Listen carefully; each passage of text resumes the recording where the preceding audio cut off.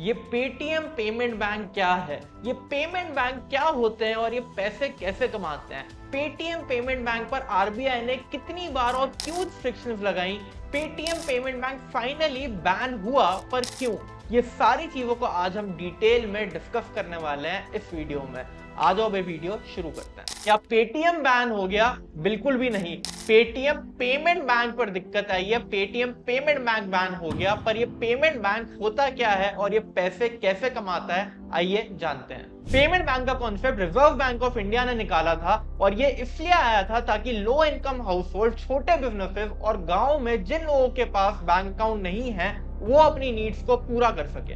World bank के 2021 के सर्वे से पता चलता है कि इंडिया में 77.5% लोगों के बैंक अकाउंट हैं, जहां पर बैंक अकाउंट खोलने में काफी समय और डॉक्यूमेंट्स लगते हैं, वहीं पर पेमेंट बैंक खोलना बहुत ही आसान है क्योंकि ये सिर्फ आधार कार्ड और मोबाइल नंबर से खुल जाता है।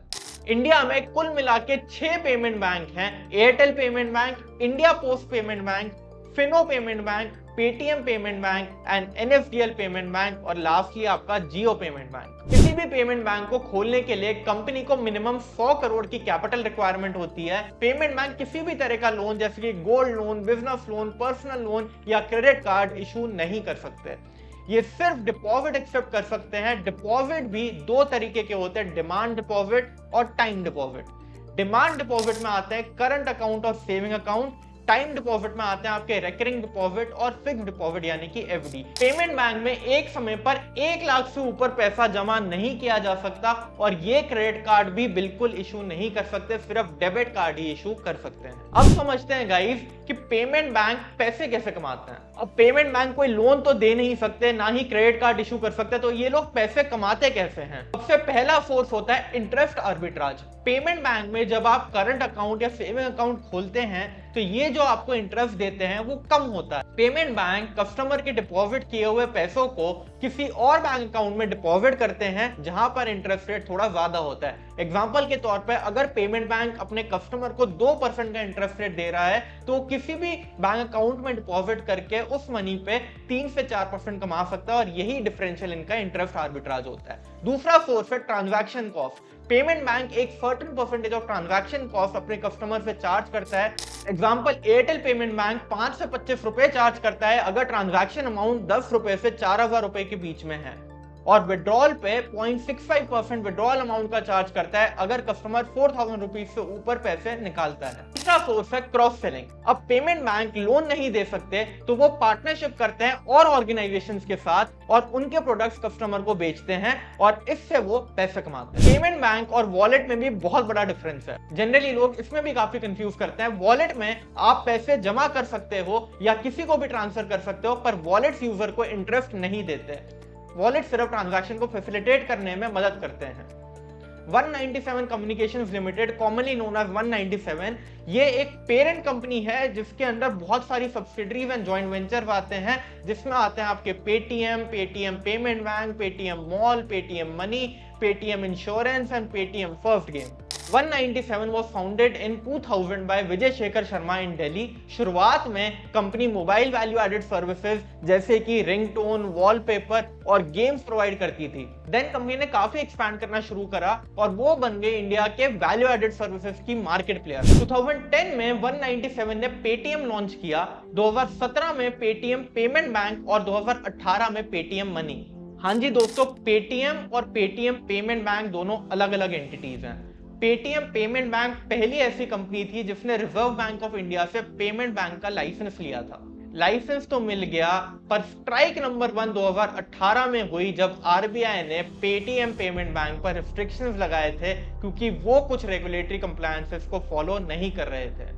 तो वो कौन से रेगुलेटरी कंप्लायंसेस थे आखिर, आइए जानते हैं। आरबीआई कहता है कि पेटीएम बैंक को खोलने के लिए केवाईसी होना यानी कि आधार से लिंक्ड होना मैंडेटरी है, पर आरबीआई को पता चला कि पेटीएम पेमेंट बैंक बिना किसी केवाईसी के कस्टमर्स के अकाउंट को खोल रहा था, जिससे मनी लॉन्ड्रिंग और टेररिस्ट फंडिंग जैसी एक्टिविटीज का रिस्क बढ़ जाता है। ये देखते हुए आरबीआई ने जून 2018 में पेटीएम पेमेंट बैंक को कुछ टाइम के लिए नए कस्टमर्स एक्वायर करने पर रोक लगा दी और मैक्सिमम बैलेंस पर भी 1 लाख रुपए की कैपिंग कर दी। इसका मतलब है कि कस्टमर अपने पेटीएम पेमेंट बैंक अकाउंट में सिर्फ 1 लाख रुपीस ही रख सकते थे। दिसंबर 2018 में आरबीआई ने ये रिस्ट्रिक्शंस हटा दी थी क्योंकि पेटीएम पेमेंट बैंक ने इमीडिएट स्टेप्स लिए और अपने पुराने सभी कस्टमर्स का केवाईसी पूरा किया।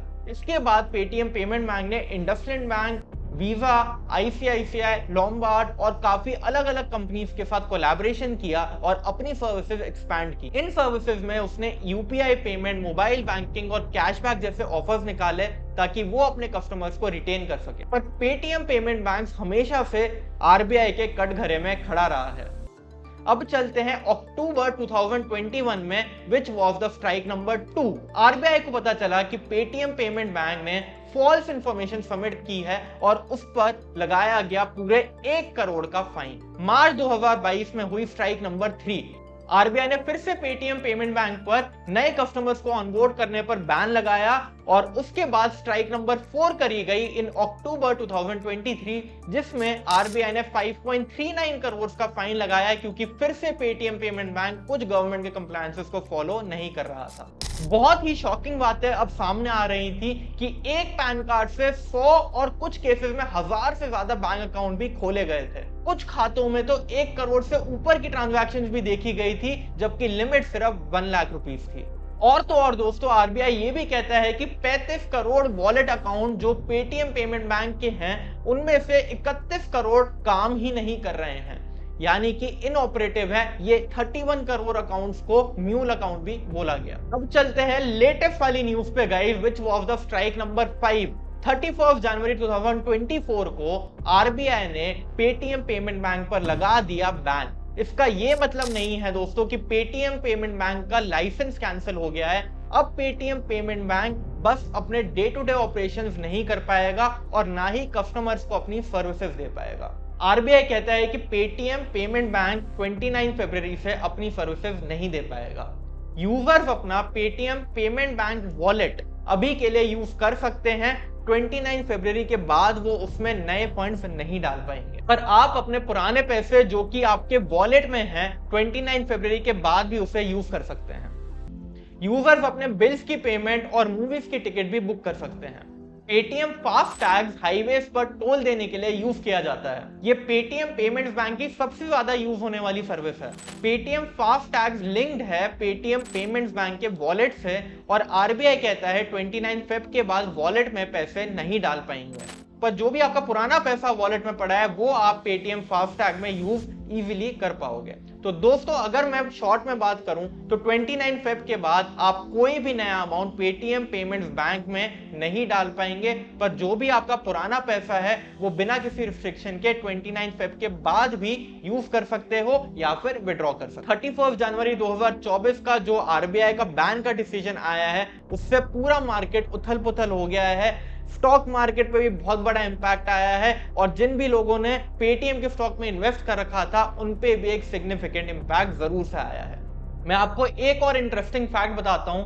आरबीआई के अनाउंसमेंट आने से 2 महीने पहले नवंबर 2023 में वॉरेन बुफे की कंपनी बर्कशायर हैथवे ने अपना 2.46% स्टेक पेटीएम में, जो कि अमाउंटिंग था 1370 करोड़ का, वो सेल कर दिया at the rate of 877 rupees per share. Warren Buffett ने 2018 में ये 2.46% स्टेक लिया था 2200 करोड़ रुपए में, 2200 करोड़ में। कुल मिला के वॉरेन बफे ने अराउंड 40% का लॉस पेटीएम के शेयर्स में बुक करा। साथ ही साथ multinational investment giants like SoftBank group and group भी 2022 से अपने स्टॉक्स को ऑफलोड कर रहे थे। ये सब आपके छोटे छोटे सिग्नल्स थे। अगर आप एक समझदार इन्वेस्टर हैं तो शायद आप इन पे डिसीजन ले सकते थे। तो ये कुछ आपके इस न्यूज आने से पहले के भी कुछ सिग्नल्स थे जो स्टॉक मार्केट में दिख रहे थे और काफी सिग्निफिकेंट इंपैक्ट आपको पेटीएम के स्टॉक्स पे देखने को मिला है। मैं हमेशा आपको एडवाइस करता हूं कि किसी भी स्टॉक को परचेज करने से पहले उसके फंडामेंटल जरूर से देखिए और अगर आप कन्विंस्ड हैं कि उसकी ग्रोथ अच्छी रहने वाली है, प्रॉफिटेबिलिटी अच्छी रहने वाली है लॉन्ग टर्म में, तभी उसमें इन्वेस्ट करिए। अगर आपको गाइस ये वीडियो अच्छी लगी हो, आपको पूरी केस केस स्टडी समझ आई हो कि पेमेंट्स बैंक क्या है, पेटीएम पेमेंट्स बैंक क्या है और क्या चीजें हो रही हैं, तो जरूर से वीडियो को लाइक कर दीजिएगा गाइस, ताकि आपके सारे फ्रेंड्स तक ये वीडियो पहुंच जाए। एंड गाइस, अगर आप फाइनेंस की फील्ड में अपना करियर बनाना चाहते हैं, बिग फोर जैसी टॉप कंपनी से, टॉप फर्म से अपना करियर शुरू करना चाहते हैं और प्रैक्टिकली ट्रेन होना चाहते हैं, तो definitely check out thinkingbridge.in। I will see you guys in the next video. जाते जाते चैनल को सब्सक्राइब कर दीजिए और वीडियो को लाइक कर दीजिए। Thank you so much.